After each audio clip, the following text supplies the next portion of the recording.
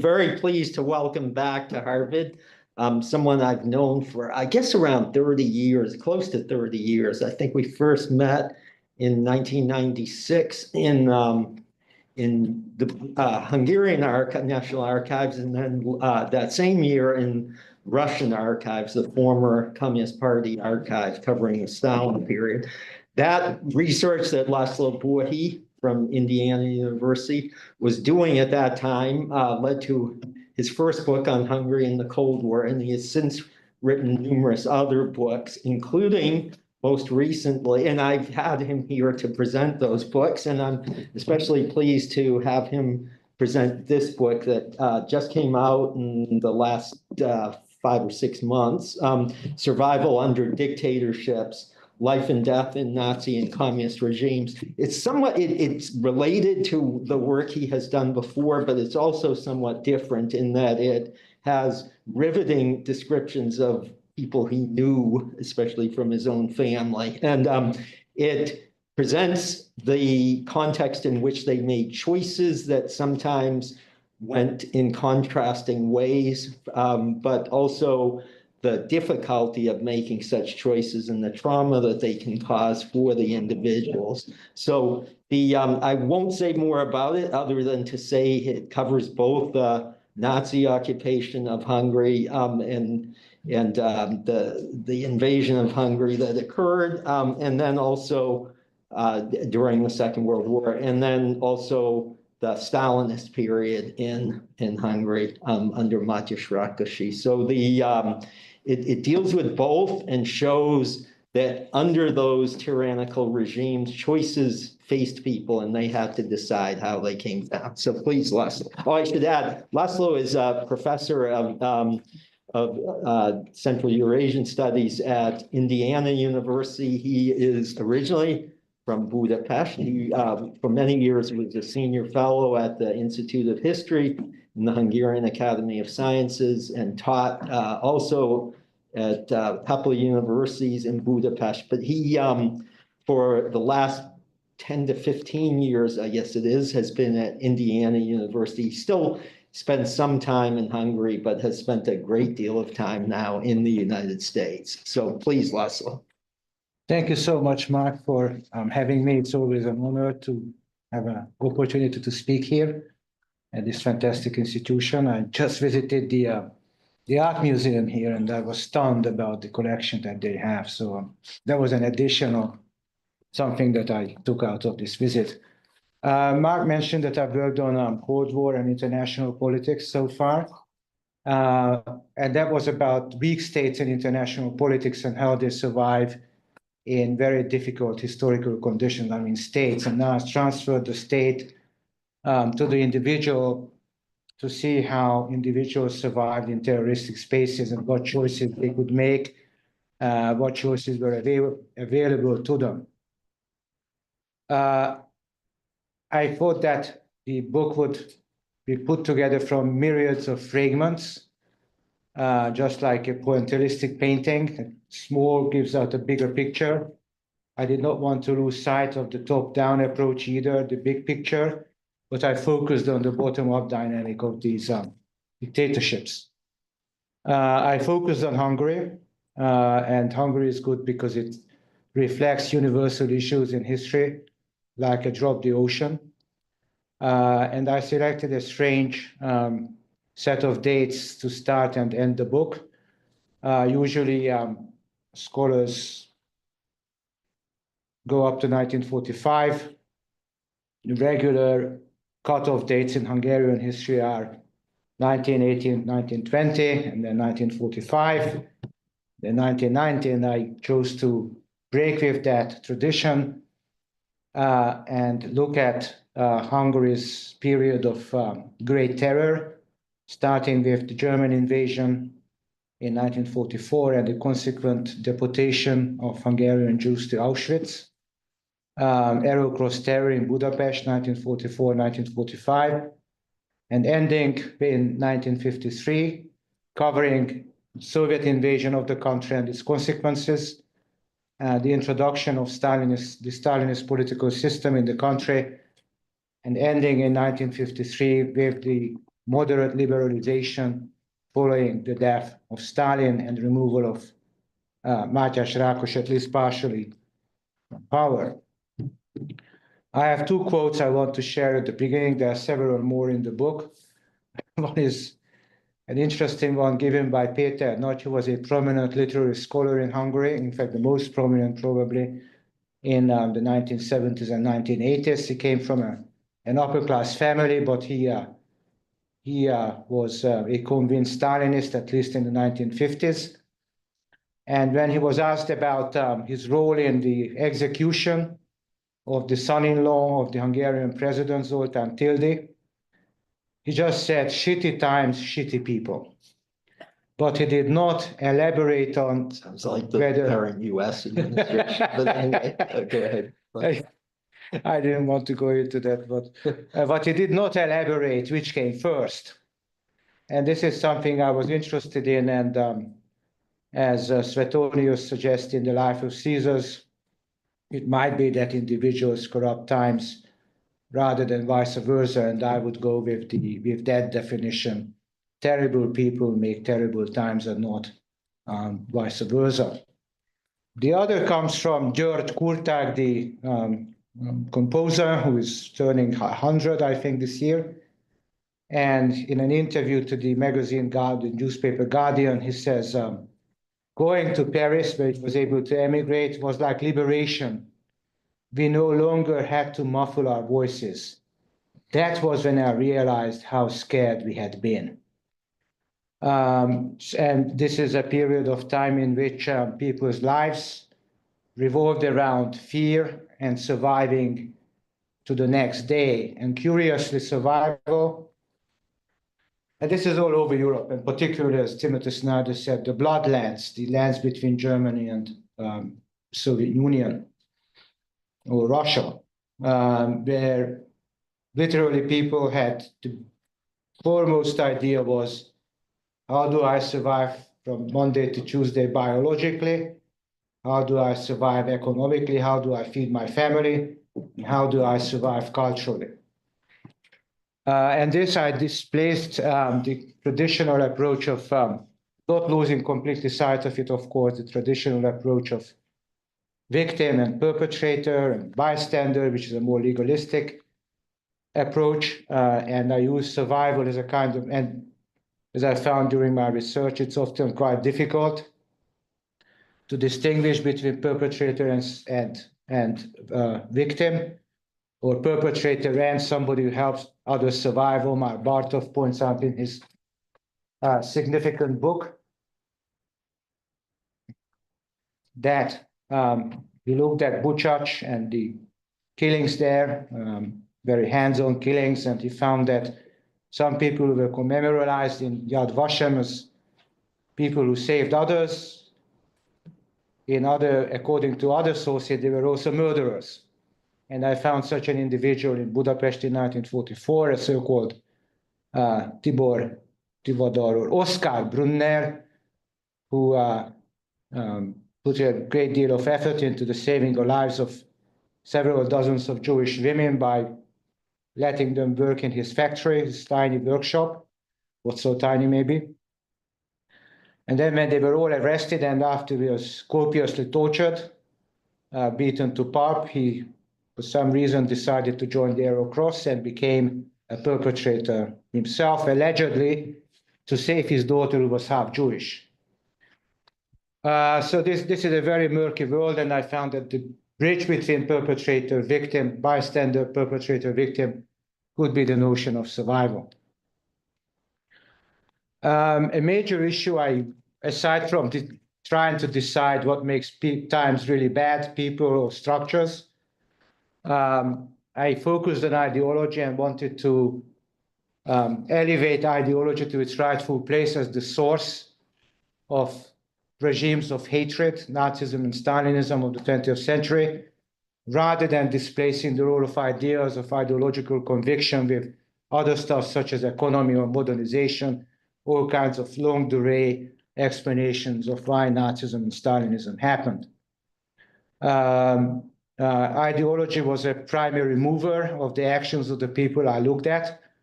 including leaders and including, very importantly, ordinary individuals who are the protagonists of this history. I argue that the two ideologies of hatred of the 20th century played a crucial role in the construction and liquidation of enemy groups under both regimes. The difference being that in the Nazi system, the target groups, the groups to be eliminated, were relatively well defined and inflexible. Under Stalinism, the system manufactured its enemies. It's probably the only one I know of, or the only one I know of that did that, manufactures its enemies and replaced the already liquidated groups with new ones. And finally, I was very interested in decisions made by individuals. And that is a family history, and Mark mentioned that it is partially motivated by the fate of my family members. My father was taken down to the Danube in 1944, and he escaped by jumping into it. And the other 12 children who were taken down were massacred, and I'll come back to that just very briefly. But my mother survived because the Aerocross guy who rounded them up in the modest apartment they were living took them down, and they saw their cousins and nieces in one row of people, and they wanted to join them. And this Aerocross guy, they could never wrap their mind about why he did that, but he went up to them and said, well, if you want to survive, you need to stand in the other group, because this is going to Germany and the other one is going to the ghetto. And the Budapest ghetto, despite its evils, was the place where Jews could survive Budapest, because eventually it was guarded by Hungarian police units from Aerocross and German incursions. And they didn't want to do that, but the Aerocross lad insisted. He stood them in the other, and they survived. So the guy made a terrible decision by donning the uniform of the Hungarian Nazis, who killed about 3,500 to 8,000 people in the winter of 1944-1945. But a spark of humanity or whatever, he decided he wanted to save these two. And this is very characteristic of all of the stories I looked at. And so ideology, survival ideology, decisions, and also I wrote this book to remember the righteous and to record the evil. And in much of the history about Stalinism and National Socialism, scholars are more interested in bad deeds, in the evil, and they're much less interested in the good. And the records I looked at, obviously these are court records and testimonies and police investigations, they're not really interested in how people survived and who saved them. The good did, they're interested in the bad, so you have to be very careful in how you're able to pick out the good. But I wanted to make a point of not just commemorating those who killed and tortured and despoiled, but also the ones who risked their lives and chose decency over life, because in many situations, particularly in 1944 in Budapest, ordinary people saved other ordinary people at risking their life of their own and of their family as well. The first part is revolves around Auschwitz. As you may know, out of the close to 1 million people gassed in Auschwitz, the vast majority were Hungarian Jews. It's the largest single group of people murdered in concentration camp of Auschwitz. And it happened last in Europe. So Hungary was the last island, as Peter Kennis, the historian, called it, because Admiral Horthy and his system and his government, although they did deport 20,000 people in 1941, but after that, despite German pressure, they refused to carry out the final solution. Reasons I don't have time to discuss. Germany invaded Hungary in 1944, March 19. In fact, they deposed the Kálay government, which was pro-British, pro-American, replaced it with a puppet government under de Messurier, brought into viciously anti-Semitic ministers of the or deputy ministers of the interior, who together with the German Einsatzgruppen, headed by Eichmann and others, carried out the deportations between May 15 and July 10, 1944. And this was the last deportation, but the quickest that ever took place in Europe. And that's a kind of paradox. And I looked at individual behavior. The main sources are actually underexploited in international literature. There are 5,000 oral interviews made with survivors in 1945 and 1946. I followed Dan Stone and Saul Friedlander in arguing that oral history is a perfect source for reconstruction of the Holocaust. Obviously, there's no perfect source. It's also had its problems, but why these are significant is that they were made immediately after these people got back to Hungary. And some of these interviews are cursory, but there are hundreds and hundreds of them, which are incredibly detailed. So they are very, very good to reconstruct events, certain events that happened before and during and after deportation. There was a little bit of a bottom-up dynamic to the deportations, not close to what happened in Eastern Europe. There were no hands-on pogroms in Hungary, but some people did assist the Germans in rounding people up. But there's also records, and this I found really interesting, is that highly ingrained prejudices could change. So there were quite a large number of individuals who wrote letters to the Minister of the Interior claiming that they are real anti-Semites. But what is now happening is a disgrace to the Hungarian nation, and they're pulling the country into the gutter, and these deportations should stop immediately. There was one guy who was also a self-described anti-Semite. Others said that his wife, who was an Austrian, convinced him to be such.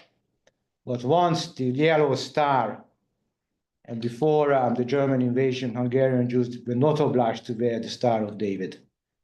When that measure was introduced, both people became openly philo-Semitic and openly demonstrated their sympathy to the people that were so humiliated in such a manner. And others have also done, Gergely Kundt, another Hungarian scholar, has also done interesting research on how anti-Semitic prejudice was suspended by the brutality of the deportations and the terror in Budapest. Where I focused on Auschwitz mainly and the experience of the deportees. This was the last group to be taken there, and that is very interesting because their experience, of those who survived the initial selection. In fact, Höss went to Budapest before the deportations began to conduct trial deportations. And he established, even before the train started to roll out, that about 80% of the people would be gassed on arrival, roughly 15 to 20% would be forced to work in the mechanism of death through labor. And that is basically roughly what happened in reality. Around that figure was sent to their death, and those who survive also speak in their name.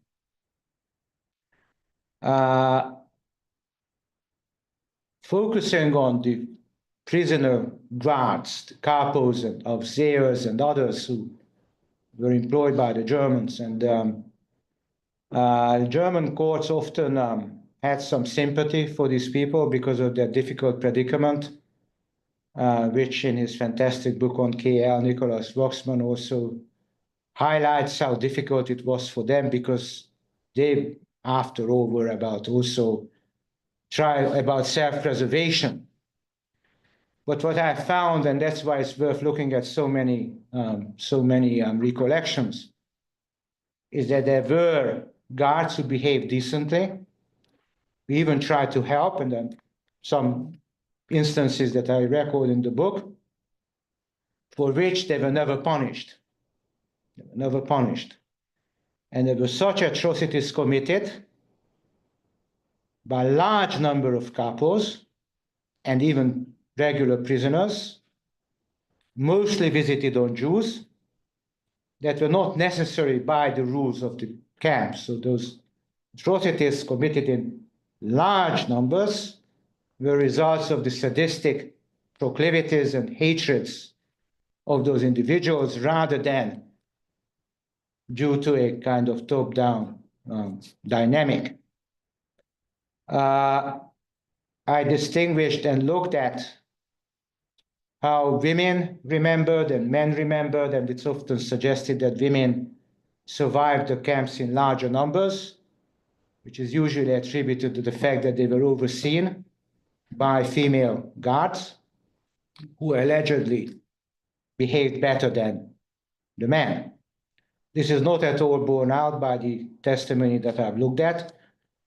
In fact, probably less or fewer Hungarian women survived than men. And all of the female survivors who reflect on how they were treated by women claim that they were even more sadistic than the men, and they behaved atrociously.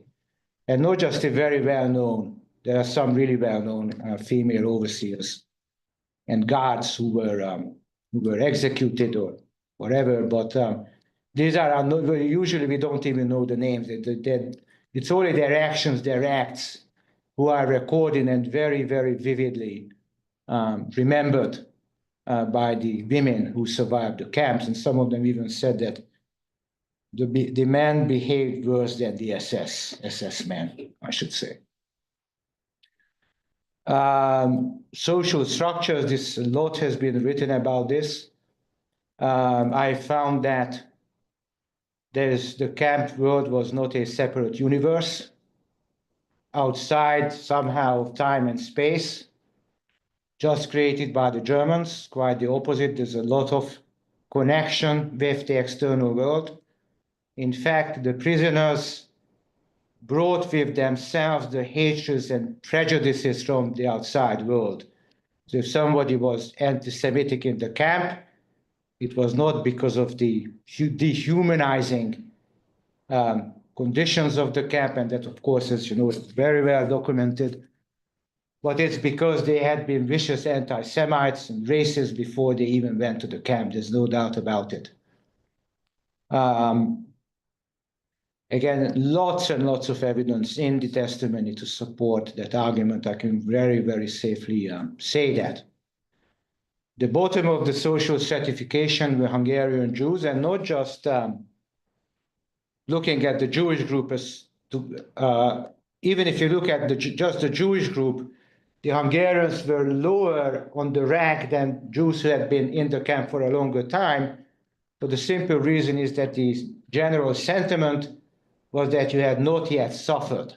You had not yet suffered. So the people who came in latest were also victimized because they came so late in the camp and they had not yet experienced the brutality of the camp.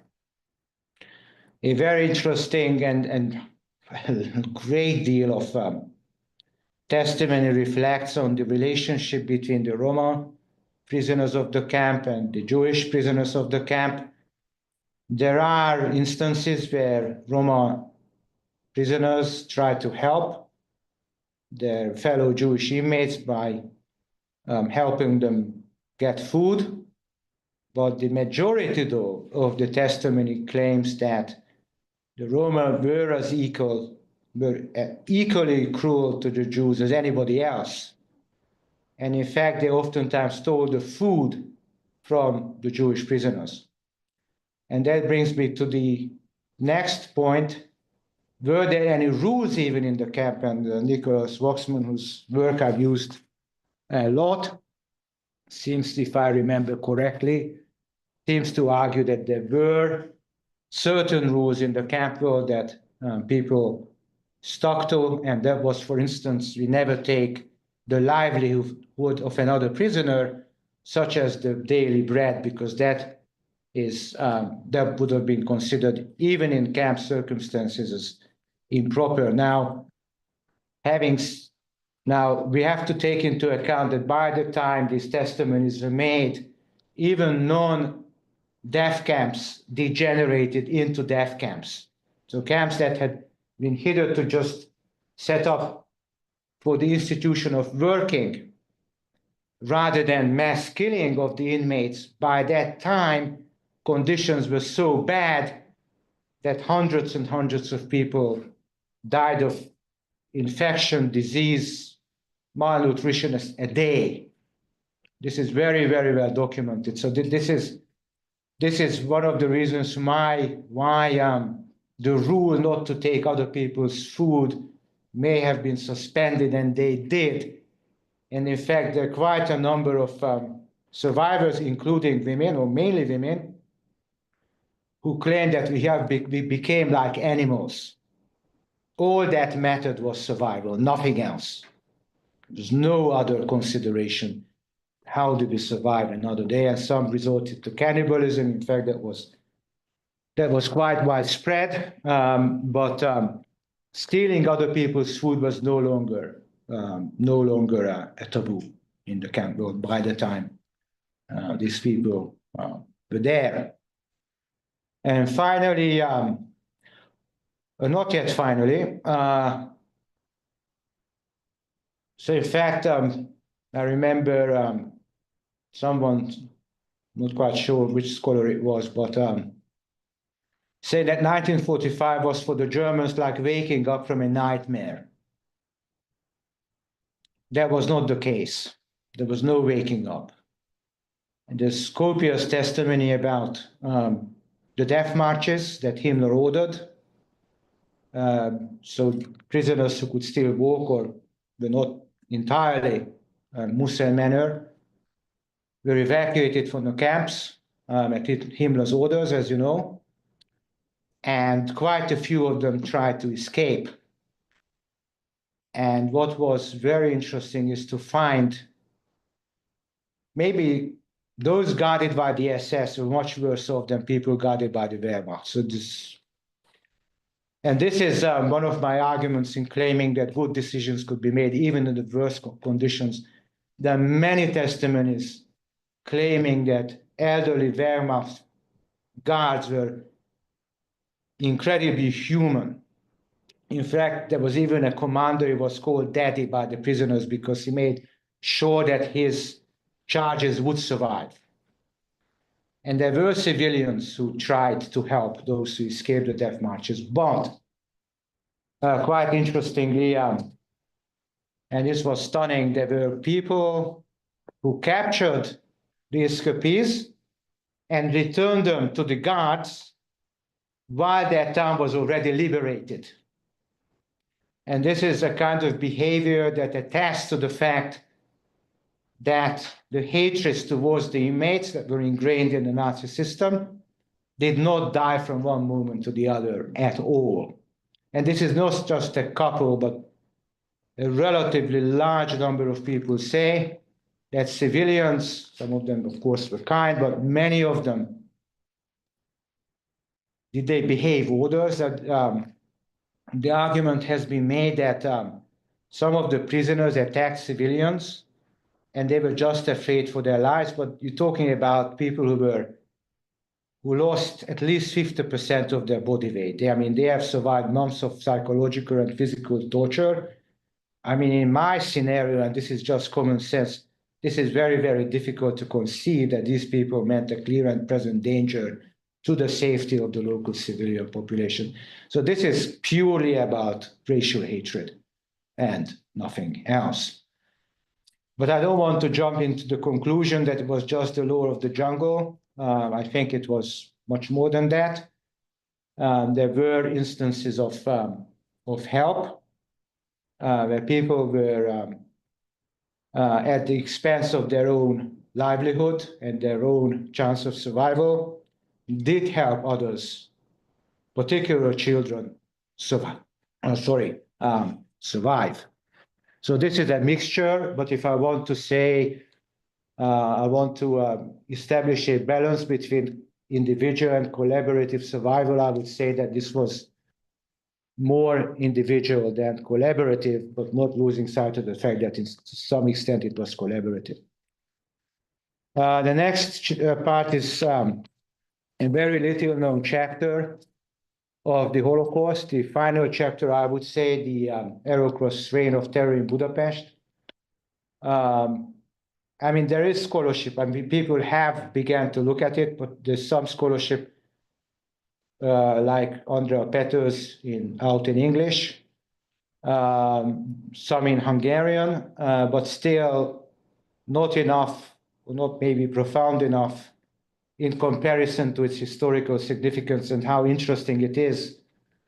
And this is a clear case of the importance of ideology. The people who perpetrated these crimes, and they may have murdered up to 8,000 people, the vast majority Jews, but not all of them Jews. Significantly, they were Gentiles, particularly tried to help others or deserters from the Hungarian army who were tortured and executed as traitors by the Arrow Cross. The role of ideology. So most scholars attribute these very hands-on and bloody crimes to self-enrichment, and that motive was there. I mean, one of the major motivations of rounding up civilians was to rob them, take their belongings, their money, their jewels, but it was a derivative. So this was an opportunity provided by the lawlessness of the city. It was besieged. It was the biggest siege outside of the Soviet Union in the Second World War. Red Army and defenders of the city, Germans and Hungarians, were fighting house to house.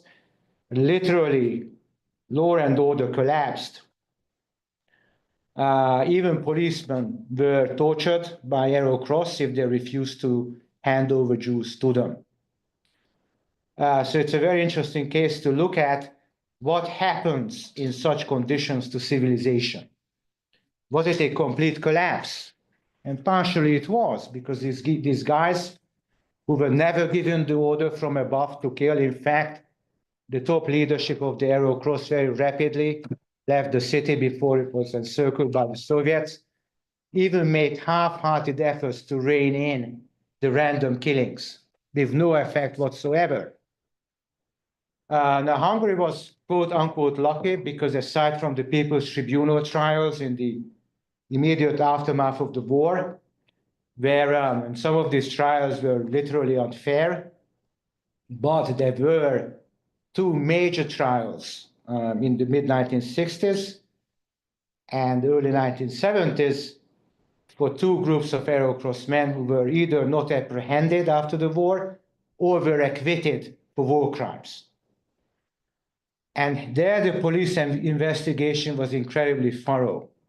They were interested in discovering some kind of a truth. And what these, and I wanted to go to the anatomy. Some people told me that you did not have to show this violence, the sadism of these events. But my answer to them was that this is still a diluted version of the documents I've seen, and the documents are a diluted version of what happened to those people. And I would be falsifying history if I did not include the violence, and I would obscure the roots of that conduct.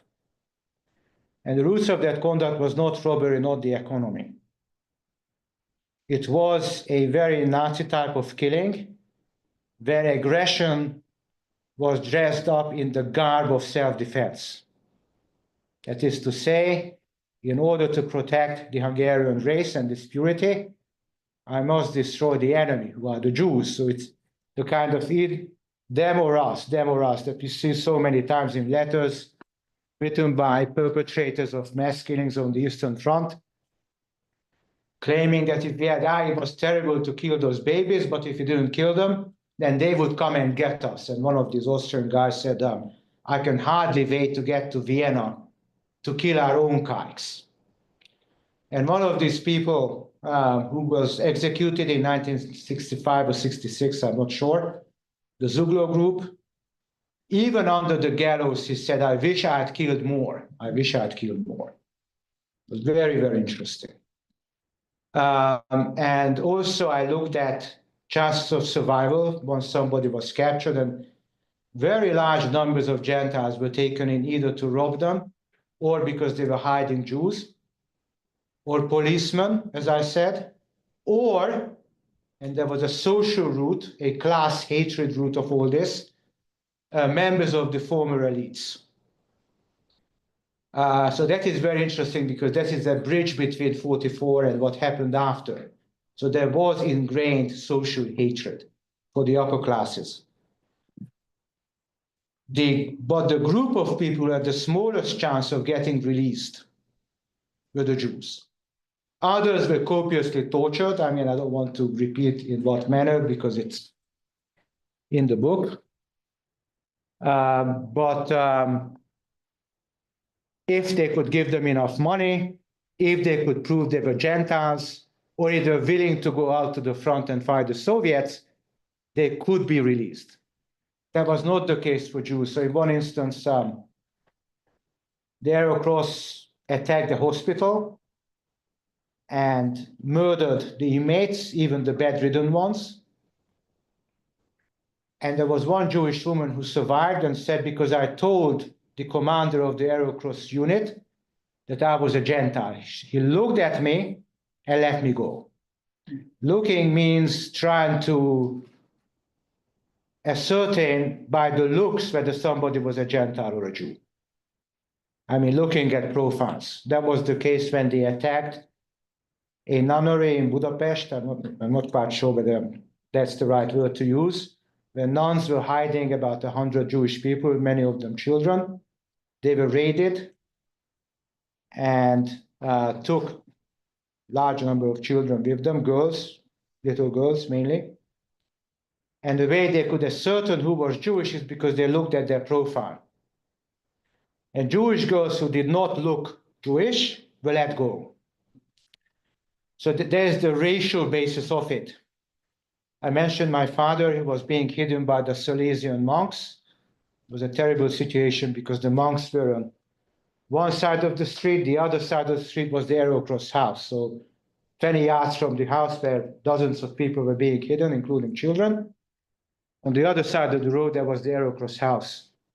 And once the Arrow Cross raided the house, they beat the monks there to pulp for hiding these children. And they made them undress. So it was called biological screening, as it was called. And when you kill the offspring of a certain group, it means that you want to biologically annihilate them. So they specifically targeted children.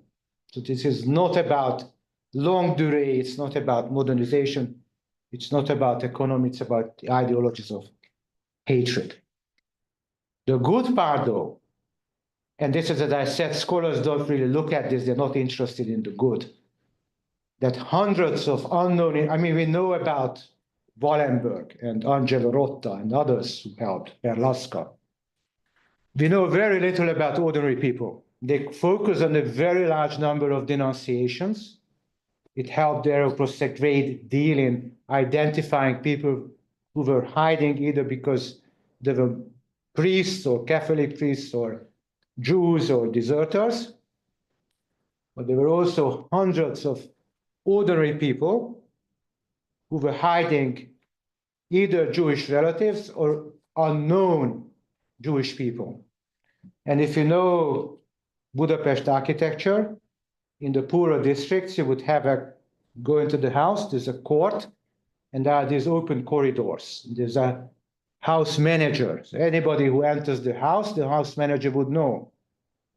Anybody, and the latrine would be on the corridor, so so literally the inhabitants of the house would know if there's somebody there who doesn't belong.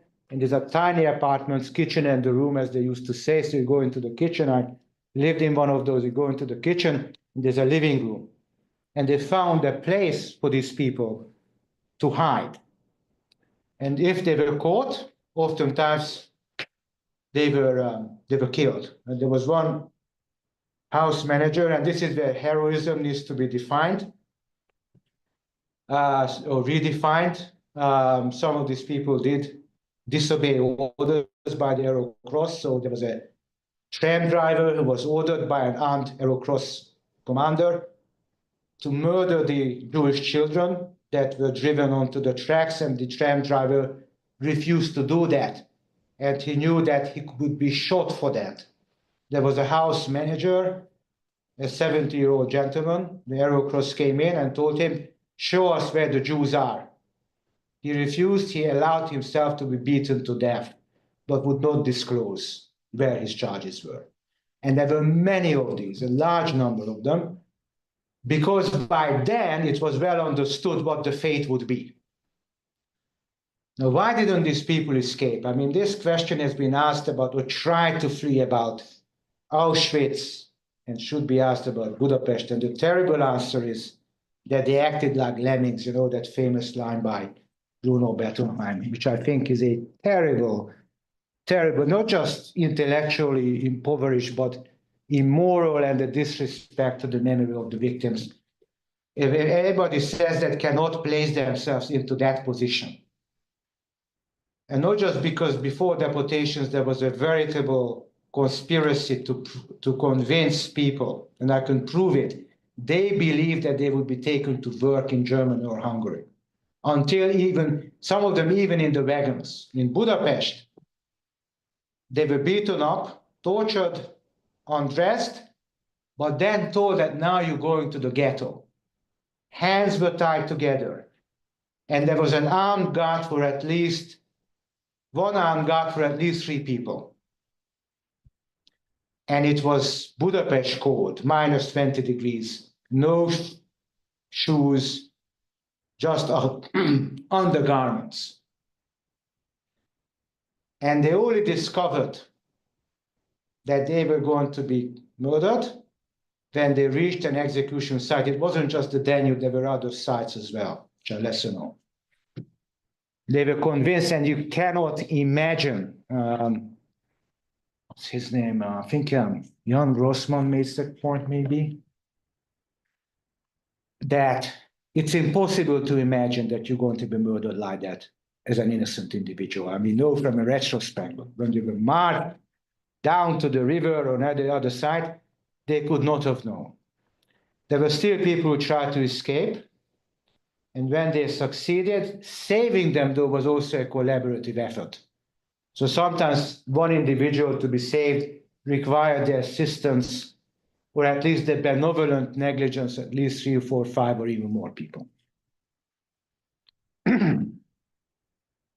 So here, biological survival, unlike in the camps, it was collaborative. It was literally impossible to survive those times alone. You needed the help of other people.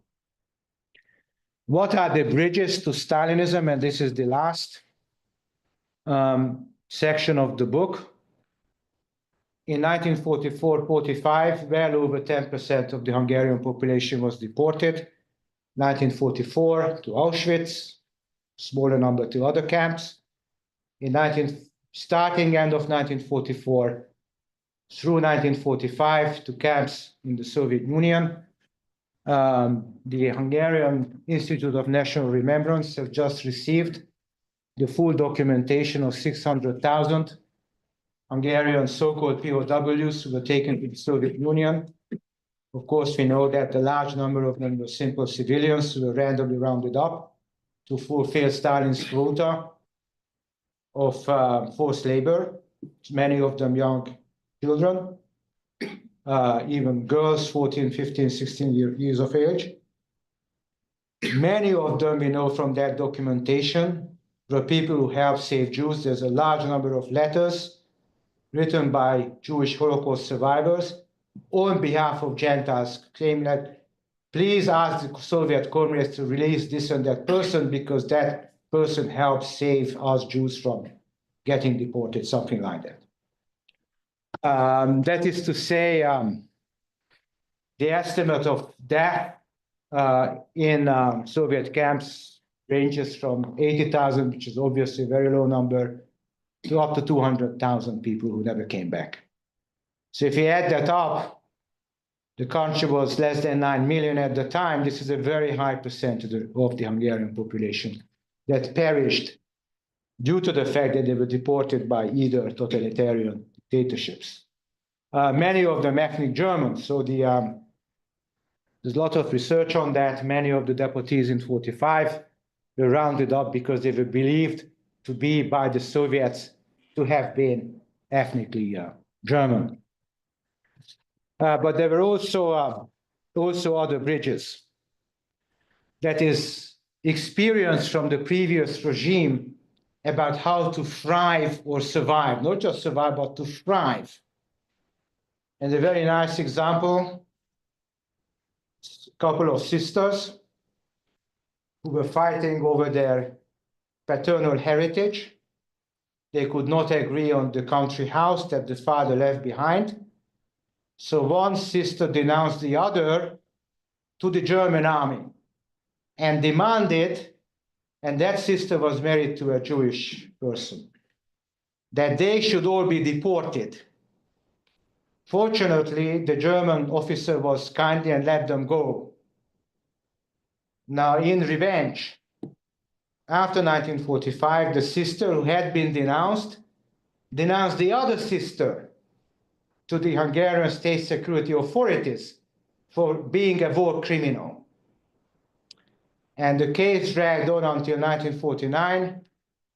And again, this is, in 1949, was there justice in Stalinist countries? You usually would say no.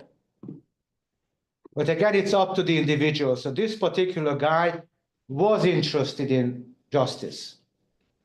And he acquitted both of them, saying that you both know how to use the levers of power.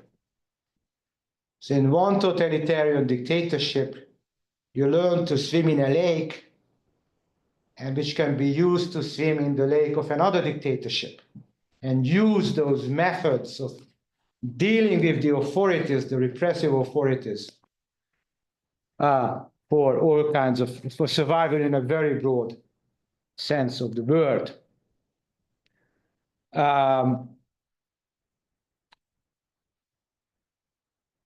And it was quite easy to transition from wanting to annihilate for the good of the nation an ethnic group of people, a racial enemy. Now it was a social enemy.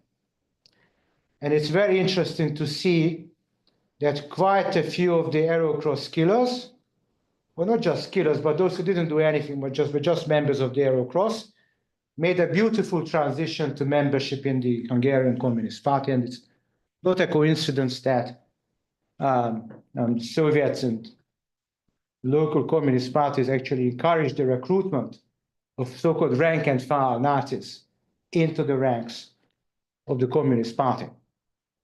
So it's from a racial enemy, it's now to the liquidation of a socially constructed enemy.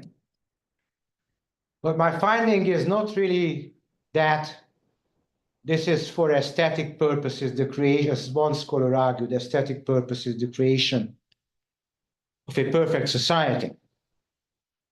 But it is for what I called in the book, absolute security for the state and its system, absolute insecurity for the individual. That was true in the other regime as well.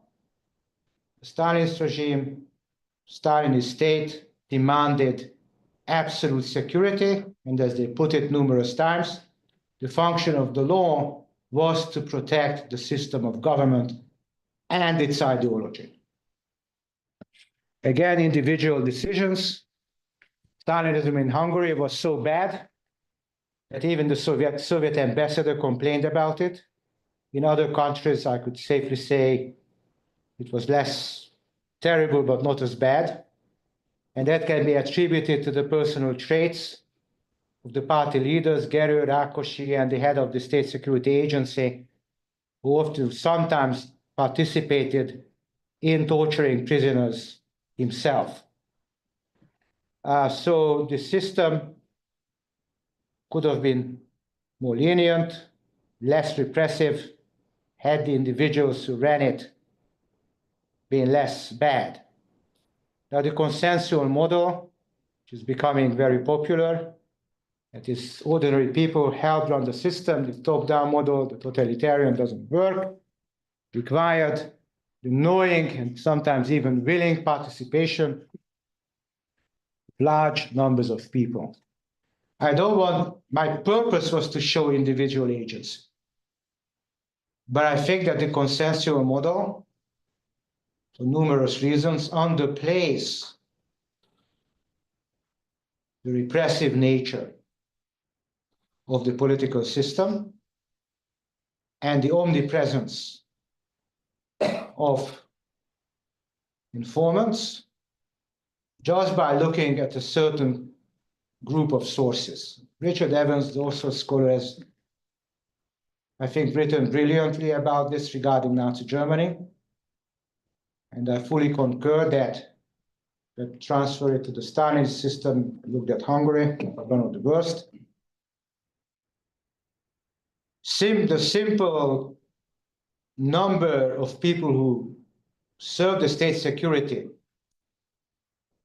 officially doesn't tell you how many there were. I found many cases in which the state security services picked on ordinary individuals and impressed them to denounce for their purposes. So they were not just, so there's another category of informal agents who reported, but there was yet another group who was opportunistically pressed in to denounce. So the numbers are vaster than the archives would suggest. And number two, their strategic placement, and Hannah Arendt has already called attention to the fact that it's not just the number, but where they were made an immense difference for people like George Kurták to feel that they are under constant surveillance. The other is the punitive part of the state and the absurd criminalization of ordinary activities. So there are figures of how many people were sentenced for political crimes, on paper political crimes, but the actual number is far bigger because ordinary activity, such as listening to the radio, going shopping to buy food, were criminalized as sabotage and wrecking. So, for instance, there was a doctor who was executed because there was an epidemic in the garrison, and it was automatically assumed that since the guy belonged to the wrong social class, he must have deliberately, and this is not Orwell, he must have deliberately spread the epidemic. And this brings me to the next point. So as I said, the number of enemies was, so there was the Stalinist notion of the constant intensification of class struggle. Meaning to say that if you destroy a certain number, the number of enemies will diminish, but the activity will intensify. And this is the justification for constant state terror. So no matter how many we destroy, there will always be left some more who would resist us even more intensely. But it wasn't just the minimalist, wasn't just about the numbers diminishing, because it could not diminish, because the construction of the animal is so flexible. So as I put it at the beginning, it was actually manufactured. As George Shoflin once put it, there was no honest mistake. If a equipment broke down in the factory, that is not because it was poorly made or the worker made a mistake. It is because of conscious wrecking. The other point I wanted to make is that belonging to the wrong social group, that is social alien or social enemy, was inherited. So if I were a member of the Communist Party and an honest factory worker, if my parents were social enemies, like kulaks or bank managers or whoever, then if the regime so decided, I was not a bona fide worker, but somebody who, and this is a direct quote, wormed its way in to destroy the party or the proletariat from within. And even when sentences were handed down for sabotage or treason or espionage, which was very widespread, they looked at social origins. Now, most of these conspiracy trials were manufactured or blown out of proportion. And it wasn't just against social enemies, they also caught workers or poor peasants in the net. But if you were a social enemy, the sentence would be higher. And there were instructions to judges to do that. For the same crime, different punishment if from a different social class. And it is all about ideology. Ideology did not disappear. There was no other rational explanation for the way that terror was wielded, other than it was all about taking ideology seriously and rooting out, for the survival of the state and its ideology, its imagined, real, sometimes very few, merely imagined enemies. And this is just like a show trial, blurred the dividing line between fiction and reality. These enemies were usually fictitious. Notion of presumed guilt. Somebody is guilty because of their social origin or not even committed a crime, and there's a number of these, but can be expected to commit a crime due to their social origin. So they have to be punished preemptively. Now, playing down the consensual model, anyone who tried to resist, and resistance was buying more bread than was allowed. Or I had a tiny bakery, and I went to the black market to purchase cocoa, which was in short supply. That was wrecking. So unintentionally, these people who, or for reading so-called bourgeois literature, where I worked in the History Institute, I actually knew colleagues who had been arrested at the end of the 1940s because they found so-called hostile literature in their drawers. They unintentionally justified state terror by resisting and trying to survive in a kind of feedback loop. Because there were people who went to the black market to buy gold or cocoa or coffee or read bourgeois literature or listened to Lady of Europe, there was the justification of state terror. And finally, survival in the Stalinist system, I found, was self-serving and at risk to the other. I could survive an internment camp where the sentence, the upper limit was not set, by promising to work for the state security agencies. If I was caught trying to cross the border, and this is a crime that was punishable not just for the individual, but also for the closer family, I could survive that if I promised to smuggle people across the border and immediately denounce them to the state security system. But at the end, I need to stop here. So what I really wanted to stay in the book is even in the most harsh historical conditions, even in that Stalinist political system, there were people who were able to make the right choice that was not constrained to the extent that there was no choice whatsoever. So whatever, I read a book recently which argued that we are all predetermined. from the moment we are preconceived by how our brain folds. I don't know about that. In fact, I cannot believe it, because I think that we all have choices to make, and there is ample historical evidence that that is so. Thank you so much for the attention. Okay, thank you. Thank you. Thank you very much, László. Let me encourage everyone to get a hold of the book. It's readily available from Central European University Press. The title again is Survival Under Dictatorships, Life and Death in Nazi and Communist Regimes. The book, one of the reasons I was so glad to have László here to speak about it, I read the book last year.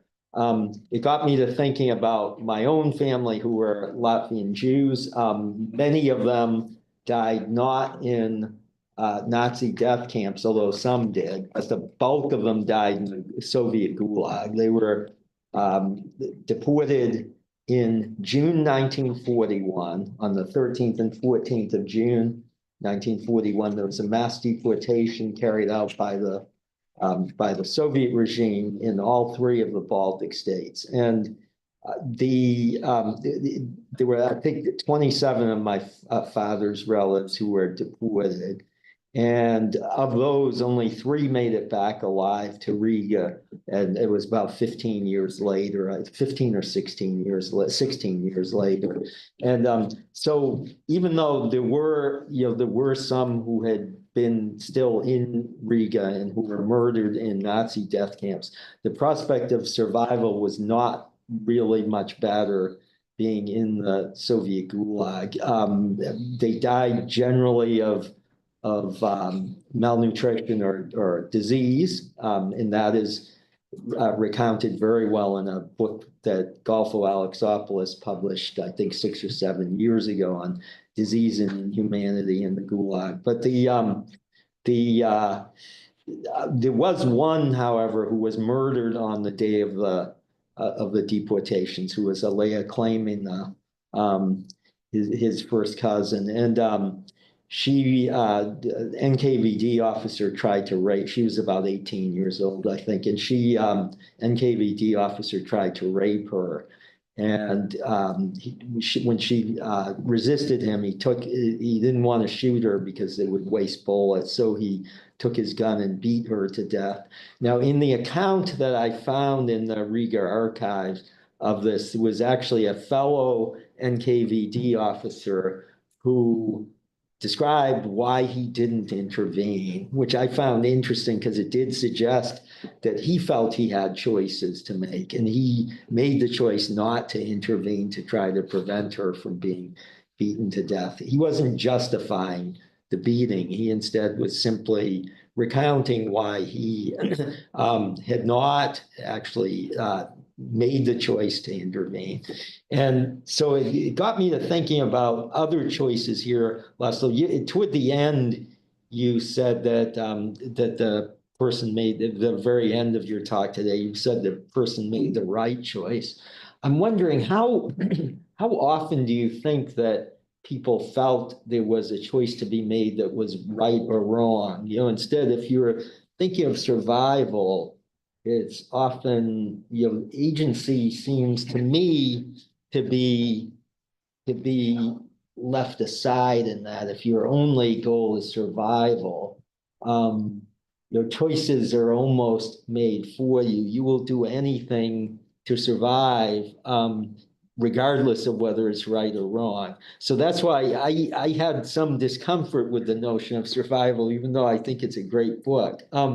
But you show in the book that there was, in fact, a great deal of agency, and people often did sense that there was something right to be done, as you mentioned here in the talk and in the book, about people who saved Jews during the Nazi period. Later on, people who tried to keep people from being murdered by the Stalinist secret police in Hungary. And so I'm wondering, how do you judge those who did sense that there was a right choice or a wrong choice to be made versus those who simply went along and did seek simply to survive. So history is not neat. I'm grateful for that question, Mark. It's very important. That's why I liked this fragmentary piecing it together, like, as I said, the pointer is painted to give a large picture, because it's not, I cannot put it in very neatly into one single explanation. There's another instance of, and again, the arrow cross. So when they shot them, they went up to look at the dead bodies to ascertain whether they were really dead. And there was one woman who survived. She was hit, fell to the ground, but was alive. She was not mortally wounded. And then she remembered that the arrow cross guy came and leaned over to her and fired 3 shots into the ground. I mean, there's no way the guy would miss. That is on purpose. If you didn't carry out the duty, and there was a lot of peer pressure. I mean, in these arrow cross gangs, there were younger guys, some of them incredibly sadistic, but there were others who were impressed. You said, you're gonna get some jewelry and money, let's join. And then they found themselves in a situation where and these were all sometimes terrifying looking people. Big, strong, dressed in uniform, telling them, if you don't comply, you don't belong to us. So this is a show of your loyalty to the cause. Well, if you don't comply, that will have consequences like shooting. So there's a risk to not shooting that woman. But at the spur of the moment, the guy decided to save this one life. There's the other Brunner who I mentioned at the beginning. So war factories that produce for the war economy were exempt from impressing into the it was already the deportations were by then, there were random deportations, but they were over. But the arrow cross would come in and take people, or the army could take them for forced labor. But if there was a war factory, they were exempt. So this guy who was a social democrat, and everybody who testifies that this is the most decent man in the world, employed, now, again, motivations. He liked women. So he had a wife, but he was a philanderer. And some of his partners, including his second wife, also a first wife Jewish, second wife Jewish also, both survived.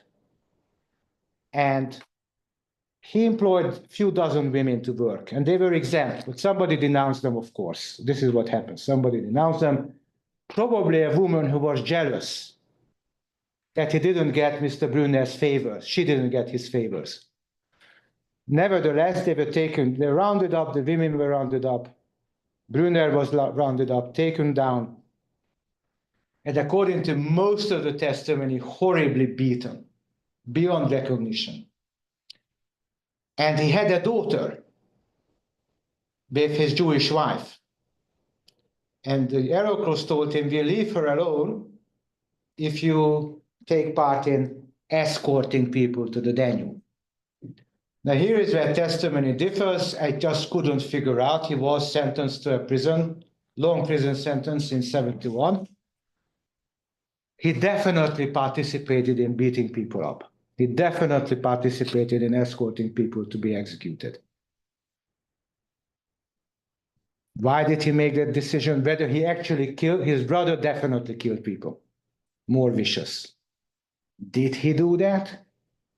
It's hard to say. In Auschwitz, there was a woman who remembered. There was an SS guard who ordered us, usually if someone could not work, that was the end of it. But this guy said he was coming up to me, and I thought he was going to shoot me. Instead, he took the shovel and dug the ditch for me. So this is not for a historian, I don't think, to explain. It's for me to record, to note why people act in situations. There was another man, a doctor, who, of course, took the Hippocratic oath to save lives. He was beaten for 2 days by the capo constantly to death. Nobody required that guy to do that. There was a woman who was tortured by a female guard. The woman was shrieking. And that's very interesting. I read Steven Pinker's stuff about the aggression circuit and how that gets suspended. In what situations that inhibition against aggression can be suspended. Perfect examples of what he says. Completely oblivious to the shrieks and shouts of the other. So when that inhibition is lifted or not lifted, I grappled with that, but Mark, I simply don't know. I can record these cases and tell you that even in Auschwitz, people could be decent and choose decency over life. Now, if I live in the jungle, the right decision, as you say, is to take the other's bread and eat it, because that will help me survive. For me, right was when it was altruistic and helped someone else. Okay, I may come back to that, but let me open it for a question. Not that I am going to press on that, please. I came a little bit late and I might have misunderstood what you said. You were talking about the records that you were going over and testimonies. How soon after the war were they doing testimonies? Very quickly, because immediately after that, there was a Jewish organization established to set up people who survived the camps. And they made the interviews with these individuals, which was then archived and did not surface until well after the regime change. Yeah. And so many of them are translated into English, and all of this can be accessed online. Mhm. All of it, yes. That's what I learned from. Where is the László Borhi. repository for those that you were researching? Pardon? Where is it online that you could go to see? It's DEGOB. You put that in, Yeah. and then the site will surface. And not all of them, but a sizable number of the testimonies are available. The rest is in it. It was done in shorthand, so they had to be transcribed. Right. And then to Hungarian, and then some of them were translated into English. Actually, a lot are translated into English. I'm just, like I said, I know Some are in the German. show, and I actually did a couple of interviews for the show organization.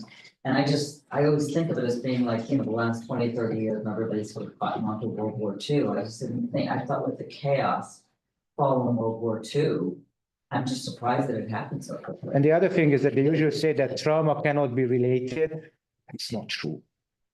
I mean, these people talk about their traumas without any kind of inhibition whatsoever. So I don't go with those scholars who say that this testimony is worthless. Oh, I see. Oh, yeah. Contrary. You can talk about it, it happened. Some people can't for a long time, like I find with the vets. It's not until a lot of time, like right now, you're seeing a lot of Vietnam vets as the Veterans History Project, they're talking now, it's, where you couldn't get them to talk, say, 20 or 30 years ago. I'm just impressed that they did it right away. Yes. Well, it was fresh in everyone's mind, and then the people were just to say those stories. Yeah, it's also, especially valuable when you can get documents in the archives and use those as a form of cross-checking some of what's in the testimony. That's how I learned about Alea Kleimena, because I first a cousin,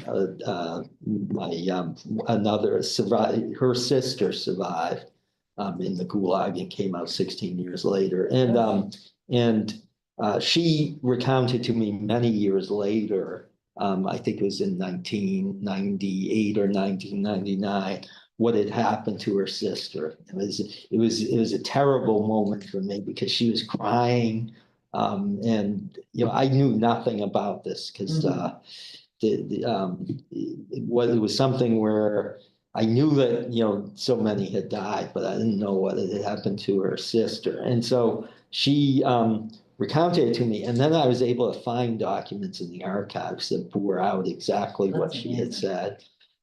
So it was, there are ways of trying to cross-check too, which László did do in his book. And so, really, I think underscores that a great number of the testimonies are highly reliable. Not all are, but a great number are. Please.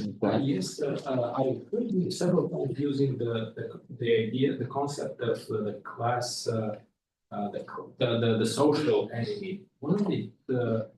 When those people were in front of judges or something, you were saying about their social background. Weren't they? The term wasn't the term class enemy. Class enemy, class alien. Yes.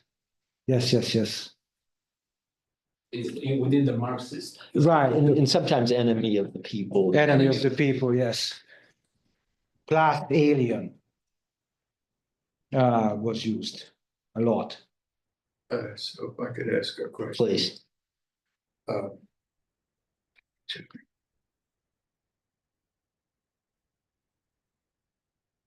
also have relatives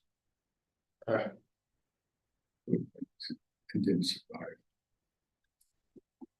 And I do have one uncle who did survive, and he supposedly was at camp, something or other, there was a term for him. I just wanted to say that I often wondered, my sister was absolutely against him. And I often think to myself, what would my sister do if she was in one of those camps? Yeah. What would she do to survive? And it's a very different standard when you're sitting back and talking about stuff, but very different when you're trying to survive. And I do have a question which relates to Russia and the Ukraine. So I remember that there was one report of a Russian soldier. And this was fairly early on. And his phone was listened in on. And he didn't want to do anything except the normal routine. And he asked his commander what he should do about this building. The commander said, "You must kill those people."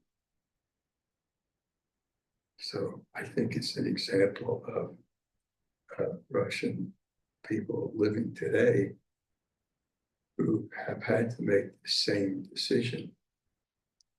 And I wonder how much of what Putin is using are the same tactics that have been used in Hungary under the Soviet Empire.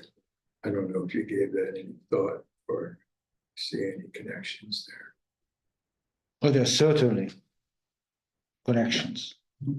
That is the very tight constraints of what you can do. But again, what I was saying is you can always try to resist.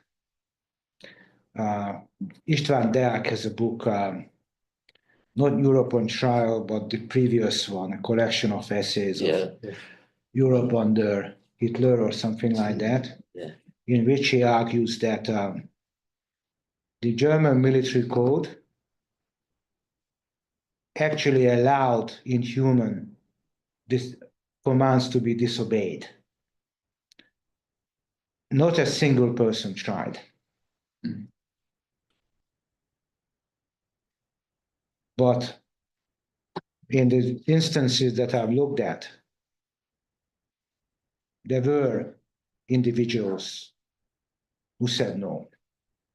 There were individuals who said no to the state security and chose to rot away in an internment. And they could have not have known that Stalin would be dead in a few years, and possibly they would be. As far as they were concerned, they were there to rot in Recsk, the forced labor camp in Hungary, Stalinist forced labor camp. they were there. I mean, there's a documentary, and I've spoken to some survivors there. They were there to know that they're going to rot away there. And some still said, no, I will not do it. I will not do it. And some of the characters I was able to check. So one of some of the characters that did say yes to the state security, to serve as informants. And I could say names, I don't want to. Became enthusiastic denouncers. So it's one of these guys and enlisted in 50-51 and was still happily reporting away in the 70s and 80s, including his own family members. So to your question, I don't know the particulars, obviously. I'm not in that situation, but what I have done shows that, or the labor battalions, there's a part, I'm not sure whether I included that in the English version. It's definitely in the Hungarian. Is the Hungarian forced labor battalions. Not just Jews, but also politically unreliable elements were impressed in that they were not allowed to bear weapons. They did the auxiliary work like cleaning minefields and that kind of stuff. And they are notorious for horrendous commanders who tortured their charges. But when I looked at testimony, archival testimony of people who survived, they said that there were plenty of NCOs who were incredibly humane and disobeyed orders to be inhuman. I'm not saying that was the general rule. All I'm saying is that there, in certain situations, there are people who say, no, but I cannot judge the tremendous stress, of course, that they are under. So I cannot give you a straight answer, but maybe Mark? No. I mean, I think you described well, László. I should say the question that you raised about what would I have done in that situation, that's almost impossible to answer. It's easy, as you mentioned, it's easy to do it when you're not facing those choices. You would hope that you would make the right, what László described as the right choice. But again, in those circumstances, it's impossible outside those circumstances to know for sure. There are people, though, and again, this is also discussed in the book, is there are these people who are just really awful people, the sadists that you're referring to. And, this is where technology has advanced this, that there were Russian soldiers, I think it was in Mariupol, but who were using webcams on their phones to broadcast back what they were doing. And, one of them did it to his mother, and his mother, far from rebuking him, actually praised him and said that he should do it more. And the same with on the 7th of October, 2023, there were Hamas terrorists who did much the same, who were broadcasting and boasting about what they were doing. So technology has amplified the ability of some of these horrible people to convey the terrible choices they're making. But in most instances, the choices are much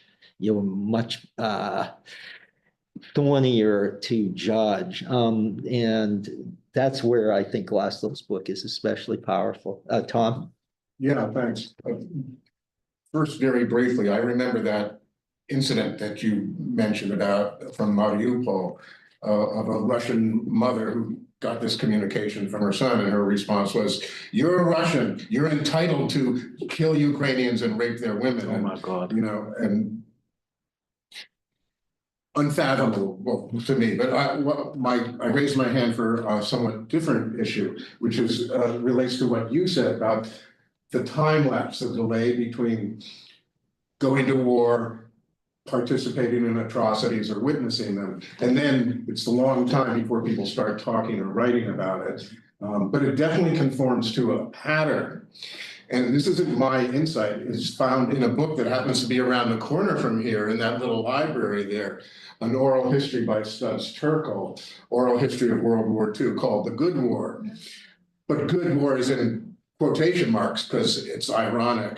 And what he identified from interviewing people who in the 1980s, Americans who had fought in the war, is that they're all traumatized if they saw any action at all. They came back home and suppressed it. They got married, they had kids, they got a job or a career. And then it started in the late 70s and in the 80s, as they began retiring from those jobs, their marriages began to end and things like that. All the structure in their lives that enabled them to deal with, or at least suppress this trauma, the structure was gone, and they began having nightmares, flashbacks, post-traumatic stress episodes, and so forth. And then they would start talking about it, and people would say, talking is good, let it out. Or they go see therapists, and the therapist would say, write it down, write a diary, write a memoir, and some of them did that too. And that happened after World War II. We saw a whole series of memoirs from Germans and Russians in the 90s and 2000s. And I bet this is happening to Vietnam vets now, because they're retiring in the 2010s and 2020s. And it's just, it's the same thing happens all over again. I don't know what the answer is other than no more wars, no more atrocities, please. Just Go ahead, László, especially comment a little bit on some of the sources again. You did discuss this, but because people are raising the issue, I think that. because you reflected on right and wrong. So something came to me. So when these Arrow Cross guys discussed that when now we're going killing, they had how do you say this, a special expression, euphemism. They're going floating. They're in the Danube. That was the code word. And it was a bragging right. How many kikes did you do today? But outside of their own circles, they lied about it. So there was a guy who actually, so when they were shooting, one of the killers got injured, somebody misfired and he got hit in the leg. He was taken to hospital. And they asked him, how did you get, he would not say I was killing Jews and I got, because he knew it was wrong. Nobody, outside of his perverted circle, this was generally, he knew that this was wrong, and if he had admitted, he might not even get treated. So he lied about it. He said, it was the Russians or whatever. And there were several instances where you had your own group to discuss what you're doing in your little bubble. But in general, and not just not to get caught. They were not concerned about that, because if they were concerned about it, they would have fled the city sooner. But they wanted to finish the job as much as they could. So they stayed literally until the Red Army took that location. They migrated in the city to continue their actions.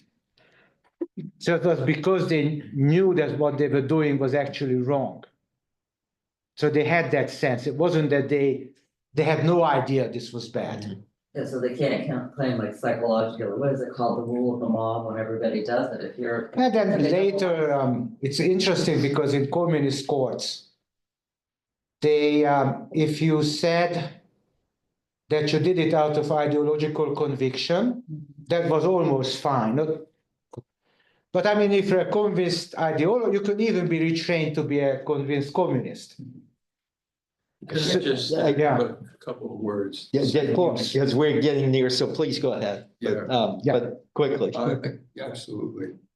The reason I came to hear what you had to say is because here in the US, we have to have people understand that they do have choices, which is your message. So Yes. Thank you. Thank you. Yeah, no, very good. I'm very grateful for that. I should add also, there's social psychologists who argue, because as you mentioned, the law of psychology, but social psychologists who argue that that's mostly an artificial construct by people who want to justify or at least rationalize, awful behavior, and that A lot of in that fact. going on in this country right now. We'll play the last question here. I'm interested in the origin and even, transmission of some of these ideas that allow people to rationalize what's killing. And you mentioned one in particular, that if we don't keep going, the ones who are, if I understood you correctly, if we don't keep going, the ones who are left are going to come after us. even, Yes. You know, more fiercely. Oh, yes. And so, I don't know if you know, but where did that come from? How did? Quickly, What's its László, origin and how did it get transmitted to people? quickly, because another group has this room coming, so please, I identify that with pure and simple National Socialist ideology, but I assume it has many origins. You see it all over the place. If it's not, it's them or us. So if either we kill them or they kill us. Actually, the communist system that I described revolved around that idea. If we don't destroy our enemies, they will destroy us. So the law, and this is put down, so it's not a conjecture, this is verbatim like that. The function of socialist law is to protect the political system from its enemies, of which there are numerous, and whose resistance only intensifies as time goes by. But the arrow cross, it was fascinating to find the Hungarian arrow cross guy using the same argument that the Austrian SS guy used on the Eastern Front, the same. So this was like a doctrinal Yes. directive versus something local. we're gonna have to end, so please come up and speak with László. Let me thank László. Thank you very much.